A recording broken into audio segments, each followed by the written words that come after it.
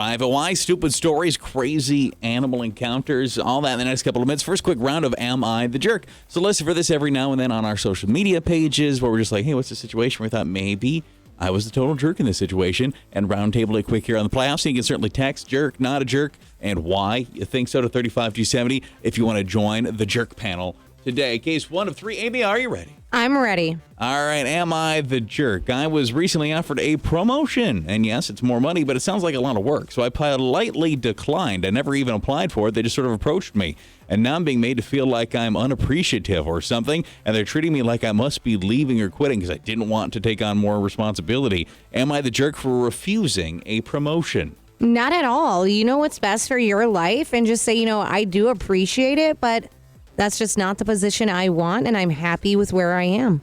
Yeah, I don't think that they can fault you considering you never said you wanted it. Exactly. It'd be one thing maybe had you applied and they got excited about you and they offer this to you and then you're like, never mind, I just changed. You never even applied for it. Yeah, that's on them for just assuming you wanted that, and now that you said no, they're going to treat you poorly. They're the jerks. Yeah, and there's a difference between being happy with what you're doing and like leaving. It's, just because you didn't want to take on more doesn't mean you're leaving. Yeah, I'd say that if anything, they're the jerks in that situation. Yeah, I don't get why they're acting like you're leaving. You just said, no, I don't want that. And case 2 of 3 today. I'm newly engaged and had to deal with the age-old dilemma of being offered a heirloom ring that was his grandmother's ring. Yes, she is dead. And saying that I'd rather he proposes with a newly bought ring that we pick out together. I never even saw the ring in person. He just showed me pictures of it and mentioned that his grandfather had offered it up. Well, he did buy me a ring like I wanted, and we're a few months into our engagement. Everybody seems happy. Everybody except for his grandpa, who I can tell is annoyed but hasn't verbalized it to me directly. I don't feel like it's my place to ever bring it up to him since I wasn't the one who ever had a conversation with him anyway. But am I the jerk for never acknowledging that it happened and that it was offered?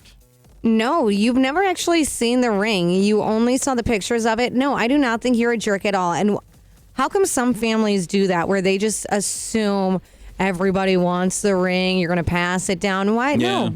If you want to get your own, you're able to, you can afford it. Who cares? Yeah, I definitely don't think you're the jerk. I mean, obviously, there was some sort of interaction where he was like, well, let me take some pictures of it and let me show her and see if that's something she'd want. He showed you said no. I don't think you're a jerk either way. If you felt weird around Grandpa, you'd be like, hey, we never had the conversation about it. Thank you so much for the offer. That's so thoughtful. I know that ring must mean so much to you. I always just wanted something of my own, or whatever you wanted to say. Or I didn't feel right taking that, or whatever. You could have that conversation, but I don't think you need to. I don't think so. And maybe, do we really know if he's upset about it? Could be in your head. Yeah, that's what I think. It could just be like you're overthinking it. Give it some time, and I'm sure by then he's going to move on if he really is upset. And case 3 of 3 today, am I the jerk? My wife's stepfather does a lot of temporary and travel work. He and her mother live in Minneapolis and never got some travel work. He got some travel work here in Fargo, and he asked my wife if he could stay with us. My wife said yes without question, but she didn't talk to me.